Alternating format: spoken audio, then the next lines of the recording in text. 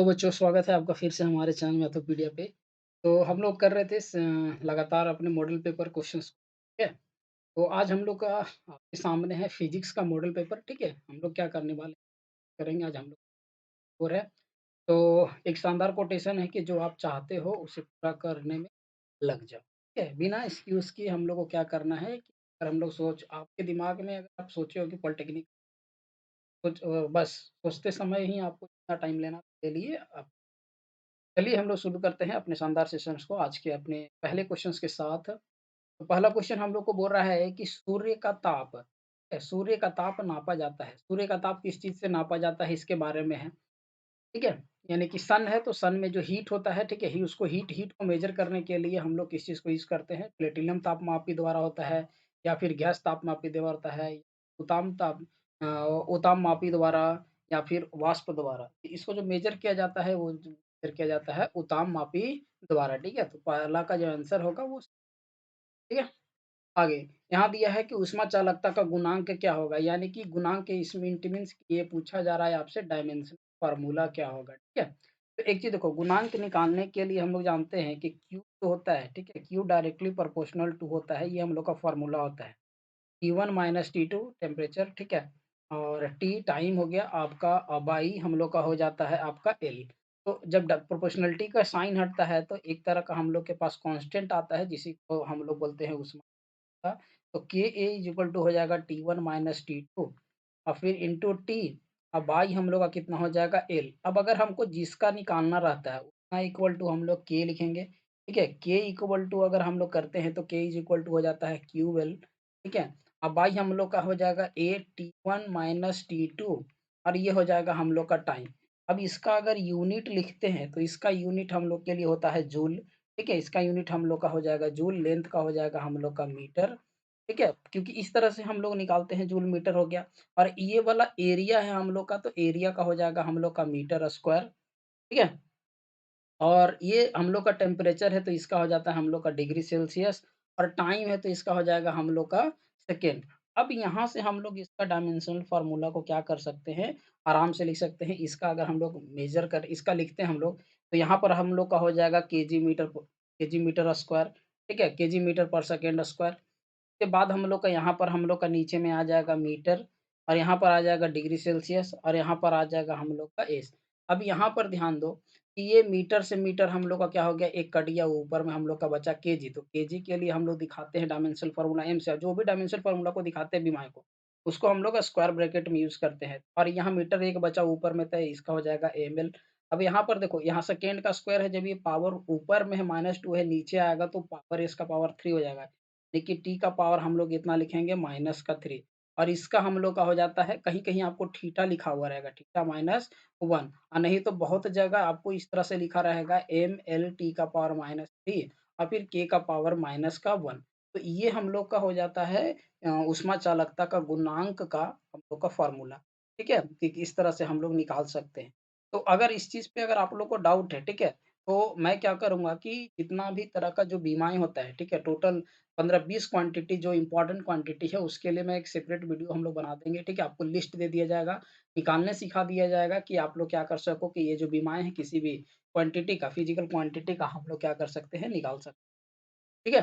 तो I hope कि ये चीज़ से समझ में आया होगा आपको किस तरह से निकाला जाता है। आगे जब हम लोग बढ़ते हैं, तो बोल रहा है कि परम शून्य ताप वह ताप है जिस पर, यानी कि परम शून्य ताप क्या होता है? तो ऑप्शन में है आपका, ऑप्शन आप देखो, ठीक है? परम शून्य ताप हम लोग का क्या है? पूरा अणुओं की गतिज ऊर्जा शून्य हो जाती है या फिर अणुओं के गैस का चलना बंद हो जाता है या फिर एक एडियाबैटिक प्रक्रम में ऊष्मा का आदान-प्रदान बंद हो जाता है और एक समतापीय प्रक्रम में ऊष्मा का आदान-प्रदान नहीं होता है। तो इसका जो आंसर है, ठीक है? परम शून्य ताप वह ताप है जिस पे अणुओं की गतिज ऊर्जा शून्य हो जाती है। तो इसका जो आंसर हो जाएगा, ये थर्ड का हम लोग का ए जो है, वो हम लोग का आंसर हो जाएगा, ठीक है? इसके बाद है कि वास्तविक गैस आदर्श गैस का अधिक निकटता से पालन करती है। यानी कि किस कारण पालन करती है? तो बोला उच्च दाब होना, उच्च दाब और निम्न ताप पर या फिर निम्न दाब या फिर उच्च ताप पर, उच्च दाब और उच्च ताप पर या फिर निम्न दाब या फिर निम्न ताप पर। यानी कि ये किस चीज़ पे पालन करती है? ये जो पालन करती है निम्न दाब यानी कि मिनिमम प्रेशर मैक्सिमम टेम्परेचर। तो ऑप्शन जो होगा बी होगा, ये हम लोग का 5 का बी जो है वो करेक्ट आंसर हो। आगे बोला जा रहा है कि ऊष्मा के यांत्रिक तुल्यांक की इकाई क्या होती है? यानी कि ऊष्मा की यांत्रिक तुल्यांक के हम लोग से पूछा जा रहा है कि उसका एसआई यूनिट क्या होगा? ठीक है? तो उसका जो एसआई यूनिट होगा वो हम लोग लेते हैं जूल पर कैलोरी। ठीक है? इसका आंसर जो हो जाएगा 5 का बी हम लोग का सही आंसर। ठीक है? आगे बढ़ते हैं 6 नंबर क्वेश्चन। 6 नंबर क्वेश्चन हम लोग का न्यूमेरिकल है, तो ध्यान से आप क्वेश्चंस को पढ़िएगा, ठीक है?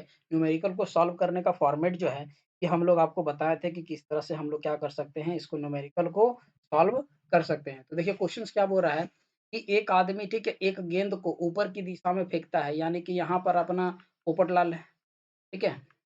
अब ये पोपटलाल के हाथ में एक गेंद है, इस गेंद को क्या करता है, वो ऊपर की ओर फेंकता है, तो गेंद 20 मीटर ऊपर उठकर उसके हाथ में वापस आ जाता है। मतलब कि गेंद टोटल के गेंद जो दूरी तय करता है ऊपर जाने में 20 मीटर, और अगर टोटल बात करें तो ये पूरा का पूरा क्या कर दूरी तय कर लिया, 40 मीटर का दूरी करता है। तो वो हम लोग टोटल बाद में देखेंगे, हम लोग देखते हैं कि पहले पहले बार में वो कितना मीटर का दूरी तय किया है। अब एक चीज़ ध्यान दो कि यहाँ से ये फेंकता है, तो और उसके बाद बोला कि गेंद का प्रारंभिक गति u है, यानी कि जिस गति से फेंक रहा है वो u इज़ इक्वल टू, अच्छा u क्या है, हम लोग को u भी निकालना है, किस गति से फेंका है, और वो हवा में कितने समय तक रहा है t भी निकालना है। तो पहले जो दिया हुआ है उस चीज़ को हम लोग क्या कर लेते हैं, यहाँ पर लिख लेते हैं। चलो देखो, अब गेंद जो है वो 20 मीटर का दूरी तय किया है, यानी कि s को हम लोग h रखते हैं, क्योंकि ये वर्टिकल अपना ग्रेविटेशनल फ़ोर्स के अकॉर्डिंग लग रहा है, तो इसमें s is equal to h हो गया। तो हाइट कितना दिया है 20 मीटर, ठीक है? अब बोल रहा है कि 20 मीटर ऊपर जाकर के रुकता है, इसका मतलब है कि यहाँ पर इस सर्टेन दूरी पर रुकता होगा, तो यानी कि फाइनल वेलोसिटी मेरा कितना हो जाएगा 0 मीटर पर सेकंड। तो v इज़ इक्वल टू हम लोग कितना लेते हैं 0 मीटर पर सेकंड, ठीक है? v हमारा 0 मीटर पर सेकंड हो गया। अब अब हम लोग को यहाँ पर g, तो g को हम लोग अप्रॉक्सिमेटली कितना ले लेते हैं 10 मीटर पर सेकंड लेके मान के बना लेते हैं। अब हम लोग के पास फ़ॉर्मूला होता है v square is equal to u square minus का 2h। मैंने आपको बताया था कि जब भी हम लोग नीचे से ऊपर की ओर ऑब्जेक्ट को फेंकते हैं तो जो जी का वैल्यू है वो हम लोग नेगेटिव लेते हैं। तो क्योंकि यहाँ प्लस था, जी का वैल्यू माइनस होने के कारण यहाँ पर फ़ॉर्मूला हम लोग का क्या हो गया, माइनस हो गया। ठीक है? आई होप कि आप लोग को क्वेश्चन समझ में आ रहा होगा, क्योंकि फिजिक्स का न्यूमेरिकल बनाने का सबसे सीधा तरीका यही है, आप लोग क्या करो कि क्वेश्चंस को पढ़ो, जो दिया है उसको लिखो और उससे रिलेटेड फ़ॉर्मूला को क्या करना है, अप्लाई करना है। ठीक है? तो यहाँ पर हम लोग आगे बढ़ते हैं, v का वैल्यू हम लोग का 0 दे दिया है, u का वैल्यू को हम लोग सबसे पहले निकाल लेते हैं, और माइनस का कितना हो जाएगा 2, g का वैल्यू हो गया 10 और इसका वैल्यू कितना हो गया 20। तो ये आपका माइनस में इधर लाएँगे तो प्लस में, तो u इज़ इक्वल टू हो जाएगा, u square is equal to हो जाएगा हम लोग का कितना, 10 इन 20, 20-20 हम लोग का कितना हो जाएगा 400। ठीक है? ये हम लोग का 400 हो गया। अब अगर u इक्वल टू निकालते हैं तो अंडर रूट कितना हो जाएगा 400, तो u इज़ इक्वल टू हम लोग का निकल जाएगा 20 मीटर पर सेकंड। ठीक है? ये तो हम लोग हुआ कि इनिशियल गति कितना से फेंका जा रहा है, 20 मीटर फेंका जा रहा है, तो 20 मीटर जाता है और उसके बाद फिर क्या हो जाता है, उसके बाद नीचे अब बोल रहा है कि वह कितने समय तक हवा में रही, यानी कि हम लोग को ये निकालना है कि कितने समय तक वो हवा में रहा। तो देखो H इज़ इक्वल टू हम लोग का फ़ॉर्मूला हो जाता है कितना, H इज़ इक्वल टू होता है UT प्लस का हाफ जी टी स्क्वायर होता है। तो जी यहाँ माइनस में है तो ये फ़ॉर्मूला क्या हो जाएगा माइनस, तो यहाँ 20, ठीक है? यहाँ पर हम लोग का कितना हो जाएगा 20t, तो यहाँ पर कितना हो जाएगा हाफ, टी का वैल्यू 10 इंटू टी का स्क्वायर, ठीक है? ये हम लोग का हो गया, ये फ़ॉर्मूला हम लोग इस तरह से क्या कर सकते हैं, लोग निकाल सकते हैं। ठीक है? अब इसके बाद हम लोग इसको सॉल्व कर लेते हैं, ठीक है?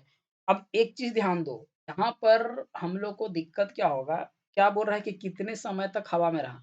अब खुद थोड़ा-सा ध्यान देखना, यहाँ से वो तय करता है, ठीक है? यहाँ पर जो 20 लिखा है, बच्चे क्या गलती करेंगे उस आप समझो। इसलिए मैंने यहाँ पर इस तरह का आपके लिए लिखा कि आप तो यही सोच के लिख दोगे कि यहाँ पर 20 होगा। देखो, अगर यहाँ से फेंका जाता है तो ये कुछ दूरी तय किया, अब फिर ये आ जाता है तो यहाँ पर जो नेट डिस्प्लेसमेंट जो होगा, कुल विस्थापन तो वो तो 0 हो जाएगा ना, कोई ऑब्जेक्ट जहाँ से शुरू किया वहीं पर खत्म हो जाता है, विस्थापन 0, इसीलिए यहाँ पर 20 ना होकर के क्या हो जाएगा 0 हो जाएगा।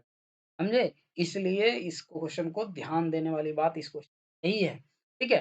तो अब यहाँ पर क्या हो गया 0, तो इधर इसको ले आएँगे, तो ये हम लोग का कितना हो जाएगा 20t इज़ इक्वल टू इसको इससे काट देंगे तो कितना हो जाएगा 5t स्क्वायर। तो एक वो t हम लोग का कट जाएगा तो t इक्वल टू हम लोग के पास कितना आ जाएगा 20/5, यानी कि 4 सेकंड के लिए ये क्या रहेगा, हवा में रहेगा। मतलब कि 2 सेकंड इधर से और 2 सेकंड, क्वेश्चन में यही सबसे इम्पोर्टेंट खासियत ठीक है? बहुत बच्चे सीधा 20 फुट करेंगे, 20 फुट करोगे तो बाबू यहाँ पे फँस जाओगे, कहीं पे सॉल्व होगा नहीं। ठीक है, ठीक है? फँस के रह जाओगे कि आंसर निकलेगा नहीं। तो इसीलिए आपको समझ में आना चाहिए कि कितना देर हम लोग का हवा में रहा। ये अगर ऐसे करोगे तो क्वाड्रेटिक पे जाएगा तो हो सकता है कि एक तरफ का सेकंड निकले फिर आप निकाल दो। ये एक मेथड हो सकता है। ठीक है? तो डायरेक्ट निकालना होगा तो आपको नेट डिस्प्लेसमेंट जो होगा, नेट डिस होगा, वो आपको क्या लेना होगा? 0 लेना होगा। ठीक है? आई होप कि आप लोग सब समझ रहे होंगे। चलिए 7वाँ नंबर क्वेश्चंस में हम लोग को बोल रहा है कि एम द्रव्यमान की एक वस्तु है, ठीक है? किसी त्रिज्या वाले अर्धगोले प्याले, एक अर्धगोला प्याला है, ठीक है? इस तरह करके एक वो प्याला है ठीक है? ये आपका प्याला लिया गया है। इसके बाद ये प्याला लिया गया है, इसमें क्या बोला जा रहा है कि धरातल पर इनके किनारे से नीचे की तरफ सरकती है, यानी कि यहाँ से एक अथी है, ठीक है? एम द्रव्यमान का कोई वस्तु है जो यहाँ से क्या करता है, सरकता है और प्याले की तली पर पहुँचने पर वेग क्या होगा? अब ये क्वेश्चन पूछा जा रहा है कि इसका वेग क्या होगा? तो देखिए, हम लोग क्या लेते हैं कि किनारे पर स्थित ऊर्जा, ठीक है? यानी कि हम लोग को क्या लेना होगा? स्थितिज ऊर्जा को लेना होगा। स्थितिज ऊर्जा इज इक्वल टू हो जाता है हम लोग का गतिज ऊर्जा, ठीक है? यानी कि kinetic energy is equal to हम लोग का क्या हो जाएगा? पोटेंशियल एनर्जी हो जाएगा, ठीक है?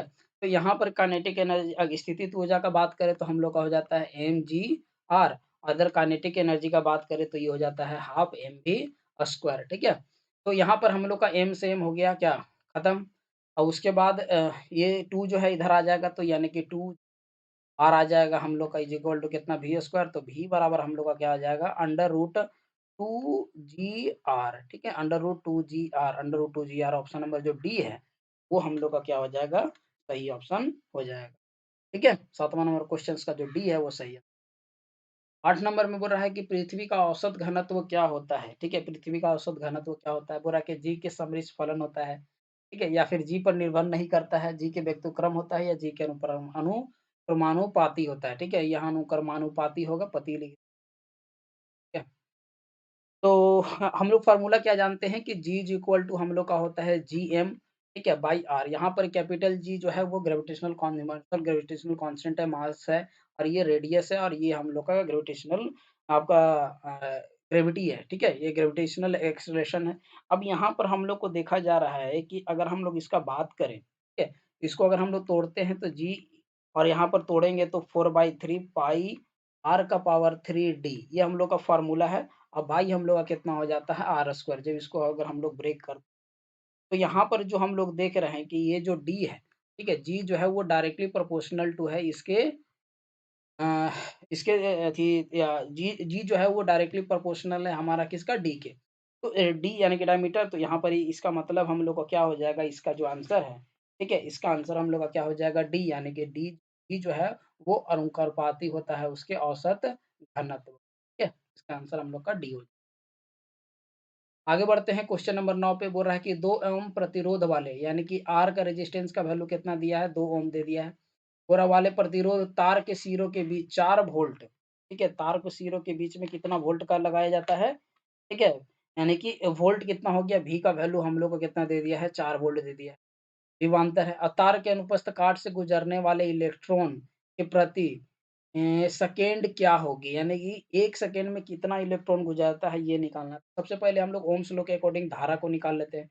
ओह्म्स लॉ के अकॉर्डिंग आप लोगों ने पढ़ा था कि फ़ॉर्मूला धारा निकालने के लिए, करंट निकालने के लिए फ़ॉर्मूला क्या होता है V/R। तो यानी कि 4/2 कर देंगे हम लोग तो यहाँ से कितना निकल जाएगा 2 एम्पीयर का मतलब करंट फ्लो हो रहा है। अगर ये तार है तो इसमें 2 एम्पीयर का करंट वो फ्लो हो रहा है। ठीक है? अब एक फ़ॉर्मूला हम लोग क्या जानते हैं कि फ़ॉर्मूला हम लोग को क्या हो जाता है t इज़ इक्वल टू 1 रखने पर, ठीक है? यहाँ पर अगर हम लोग बात करें कि t सेकंड में अगर मान लीजिए कि n इलेक्ट्रॉन प्रवाहित होता है, t सेकंड में अगर n इलेक्ट्रॉन प्रवाहित होता है, तो यहाँ पर हम लोग क्या देख रहे हैं कि ne बराबर हम लोग का क्या हो जाएगा 2 ठीक है? 2 दे दिया है हम लोग का। तो क्योंकि हम लोग देखो फ़ॉर्मूला हम लोग के पास होता है Q बराबर Na, ठीक है? इस फ़ॉर्मूले से ही हम लोग निकाल रहे हैं, ठीक है? तो यहाँ पर अगर हम लोग n निकालने का अगर हम लोग बात करते हैं तो 2/1.6 इन 10 टू द पावर कितना होता है तो कितना हो जाएगा 6। इसको जब सॉल्व करते हैं, इसको डिवाइड करेंगे तो यहाँ पर कितना हो जाएगा आपका 20। अब 20 को 16 से डिवाइड करते हैं तो आता है 1.25, ठीक है? 1.25 इंटू 10 पर में जाएगा ये तो हम लोग का हो जाएगा प्लस का 19 यानी कि आ जाएगा 1.25 into 10 to the power minus plus 19 number जो बी है वो हम लोग का क्या हो जाएगा सही है। ठीक है? फिजिक्स में नो डाउट आपको क्वेश्चन सॉल्व करना ही पड़ेगा। थोड़ा-सा तो कांसेप्ट आपको सीखना पड़ेगा कि किस को सॉल्व कर सकें। आगे दिया हुआ है कि एक क्रेन 120 मीटर ठीक है, 120 मीटर गहरी खान के प्रति ठीक है, 900 केजी कोयला ऊपर लाती है। ठीक है, 900 केजी कोयला ऊपर लाती है तो क्रेन की शक्ति क्या होगी? क्रेन का पावर के बारे में तो सबसे पहले हम लोग निकालते हैं कि कार्य काम कितना करता है, तो कार्य बराबर हम लोग के पास फ़ॉर्मूला होता है mg।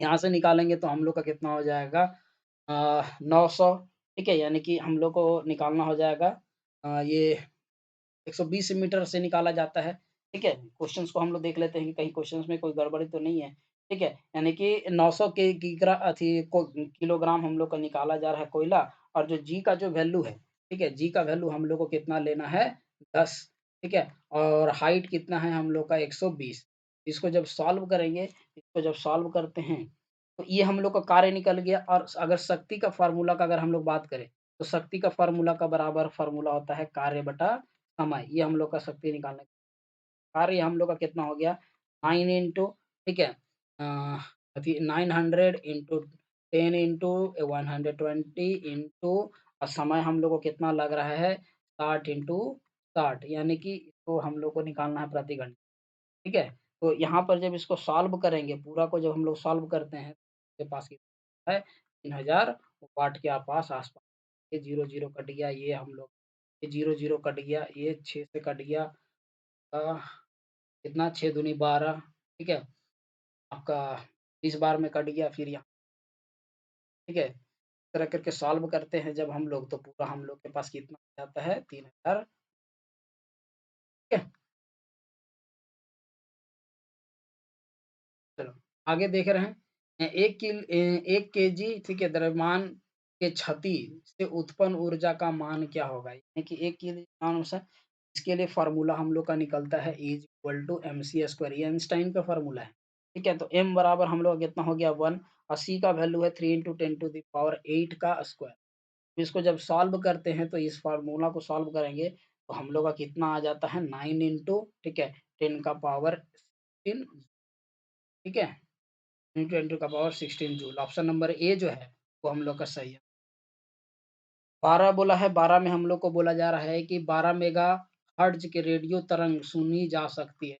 ये 12 मेगा जो तरंग है उस वेव्स को सुनने के लिए हम लोग कौन-सा इसके लिए फ़ॉर्मूला होता है lambda is equal to c by n ठीक है? अब सी जो है हम लोग का क्या है वेलोसिटी ऑफ लाइट है तो वेलोसिटी ऑफ लाइट हम लोग का 3 टू पावर 8 और एन की जो वैल्यू ले है हम लोग का कितना दिया हुआ है 12 मेगा हर्ट्ज यानी कि 10 टू द पावर 6 तो यहाँ पर जब इसको हम लोग सॉल्व करते हैं तो इसे काटते हैं तो 1/4 को सॉल्व करेंगे तो 0.4 और इधर में कितना आ जाता है 10 टू द पावर 2 तो इसको जब हम लोग अगर सॉल्व करेंगे तो सॉल्व हम लोग करेंगे तो आता है 25 मीटर के बैंड पे 25 मीटर के बैंड पे हम लोग क्या कर तो हम लोग सुन सकते हैं। उत्तर होगा वो ऑप्शन नंबर ए जो है उस आगे 13 नंबर बोल रहा है, एक दूरदृष्टि से पीड़ित व्यक्ति स्पष्ट नहीं देख सकता है, यानी कि जिसको दूरदृष्टि का बीमारी है, वो व्यक्ति जो है, वो किस चीज़ को नहीं देख सकता है?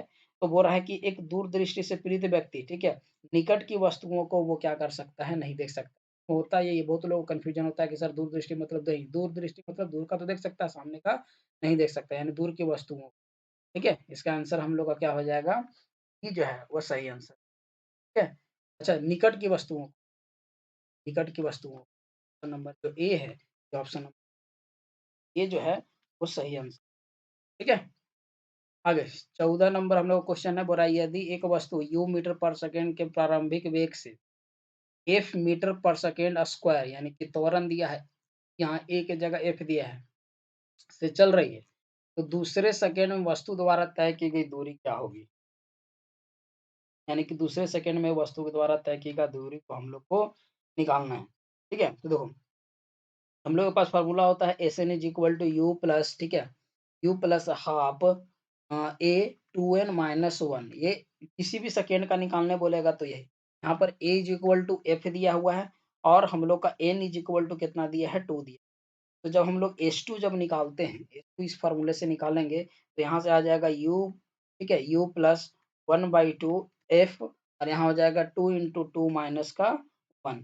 इसको जब हम लोग सॉल्व करेंगे, तो जब सॉल्व करते हैं तो हम लोग के पास क्या आ जाता है u प्लस, ठीक है, 3/2 f, u plus 3/2 f f f number C. ठीक है? एकदम आपको स्पीड बना के रखना है कि किस तरह से हम लोग क्या कर सकें, क्योंकि वहाँ पर आपको टाइम कम मिलेगा और क्वेश्चन आपको बहुत ज़्यादा रहेगा। और अगर फिजिक्स का अगर कैलकुलेटिव क्वेश्चन आ गया ना, तो फिर कोई उपाय नहीं है, फिर आप क्या करोगे, तुक्का तुक्का क्यों मारना?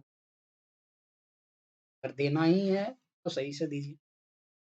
आगे 15 नंबर क्वेश्चन हम लोग को पूछा जा रहा है कि 15 नंबर क्वेश्चन क्या बोल रहा है, भू स्थिर उपग्रह की पृथ्वी के केंद्र से लगभग ऊंचाई होनी चाहिए, यानी कि लगभग ऊंचाई कितनी होनी चाहिए, इसका आंसर हम लोग का कितना हो जाएगा, 36। तो हम लोग सैटेलाइट को जब लॉन्च करते हैं तो नंबर जो सी है ये हम लोग का सही है।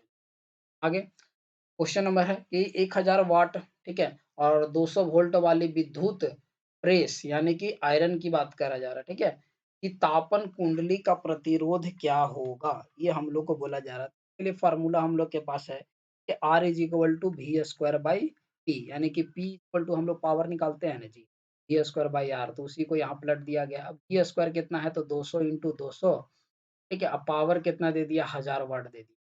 2 जीरो से 2 जीरो कट गया, 1 जीरो से 1 जीरो कट गया, यानी कि कितना आ जाएगा, 20 इंटू 2, ठीक है, 20 इंटू 2 कितना आ जाएगा हम लोग का 40 ओम, जो है 40 ओम जो होगा वो आपका सही आंसर होगा। ठीक है, 40 ओम जो है वो सही आंसर, यानी कि 16 का जो बी है, 16 का बी हमारा सही है। आगे आगे हम लोग को क्वेश्चंस दिया है, अच्छा क्वेश्चन से बोल रहा है कि एबीसीडी एक वर्ग है। चलिए एबीसीडी एक वर्ग बना लेते हैं। अब इस पे एबीसीडी के वर्ग पे ए, ठीक है, ये हम लोग का हो गया बी, ये हो गया सी, ये हो गया डी। अब इसमें बोला है कि ए पे हम लोग का कितना है, माइनस का 5 कूलम है, ठीक है, बी पे हम लोग का प्लस का 3 है, और सी पे है प्लस का 5, और डी पे है हम लोग का माइनस का 3। तो बोल रहा है कि वर्ग के केंद्र, ठीक है, वर्ग के केंद्र सी पर, ठीक है, का आवेश कितना होगा, ठीक है? तो आप खुद सोचो, यहाँ पर हम लोग क्या देख रहे हैं कि ये प्लस माइनस है, चार्जेस सेम है, ठीक है? इस तरह से अगर हम लोग का अगर लगता है, ठीक है? ये अगर हम लोग क्वेश्चन को बनाते हैं यहाँ पे, ठीक है? तो अगर हम लोग बात करें इस तरह से, तो ये जो फ़ोर्स लगाएगा, ठीक है? यानी कि ए जो फ़ोर्स लगाएगा इधर की तरफ लगाएगा एफ ए, सी जो फ़ोर्स लगाएगा इधर की लगाएगा, ठीक है? ये जो फ़ोर्स लगाएगा ये एफडी इधर की ओर, और ये जो फ़ोर्स लगाएगा ये, यानी कि इसका मतलब है कि चारों हम लोग को क्या कर रहा है कि विपरीत दिशा में लग रहा है। जब दोनों फ़ोर्स विपरीत दिशा में लग रहा है, तो यहाँ पर क्या होगा, शून्य, इसका आंसर क्या होगा, शून्य। एकदम दिमाग ध्यान में एकदम रखना है, ठीक है? ये फ़ोर्स इसके तरफ, ये फ़ोर्स इसके तरफ, ये फ़ोर्स इसके तरफ लगाएगा, तो ज़ाहिर-सी बात है कि हो जाएगा हम लोग का ठीक। आगे, तो समान वेक्टरों के परिणाम शून्य हैं, ठीक है? यानी कि जो समान वेक्टर है उसके बीच का परिणाम कितना दिया हुआ है, शून्य दिया हुआ है, ठीक है? यानी कि समान वेक्टरों के बीच का परिणाम हम लोग का शून्य दिया हुआ है, तो पूछ रहा है कि उनके बीच का, ठीक है? उनके बीच जो है, उनके बीच कितना डिग्री का कोण होगा, ठीक है? तो इस तरह वाला क्वेश्चन जब भी दिया जाता है, ठीक है? यानी कि जब हम लोग का, या तो करो, जब हम लोग वेक्टर पढ़ रहे थे, तो वेक्टर वाले क्वेश्चंस में हम लोग को इस तरह करके था, तो समान अगर हम लोग पर लग रहा है, ठीक है? तो उस तरह वाले क्वेश्चन को हम लोग कैसे करके सॉल्व कर सकते हैं, ठीक है?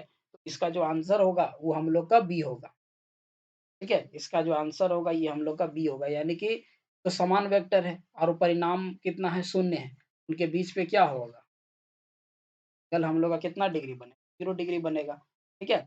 और ऐसे भी एक फ़ॉर्मूला आपको बताया ही गया था कि आर स्क्वायर बराबर हम लोग के पास फ़ॉर्मूला क्या होता है, पी स्क्वायर प्लस का क्यू स्क्वायर प्लस का 2 पी क्यू कॉस थीटा। इस पर हम लोग न्यूमेरिकल करवाए थे, आप जा करके प्ले देख सकते हो। रिजल्टेंट हम लोग का कितना बोल रहा है, 0 बोल रहा है, और 2 समान वेक्टर है तो पी और पी ये दोनों सेम हो जाएगा, तो 2p स्क्वायर हो जाएगा। यहाँ पर भी हम लोग का कितना हो जाएगा, 2p स्क्वायर कॉस थीटा हो जाएगा। ठीक है? तो यहाँ पर जब ये इधर जाएगा, ठीक है? ये हम लोग का खत्म हो जाएगा, तो यहाँ पर cos theta is equal to हम लोग कितना आ जाएगा, -1, तो कॉस थीटा में 180 का ही वैल्यू जो होता है वो माइनस, ठीक है? तो क्वेश्चंस को समझिए कि कहाँ से क्वेश्चन को पूछा जा रहा है, तभी जा कर के बन आगे 19 नंबर क्वेश्चन है। 19 नंबर क्वेश्चंस में हम लोग को यही पूछा जा रहा है कि 1 केजी भार का तुल्य, ठीक है? 1 केजी भार का 1 केजी भार तुल्य है, यानी 1 केजी जो भार है, वो किसके तुल्य है?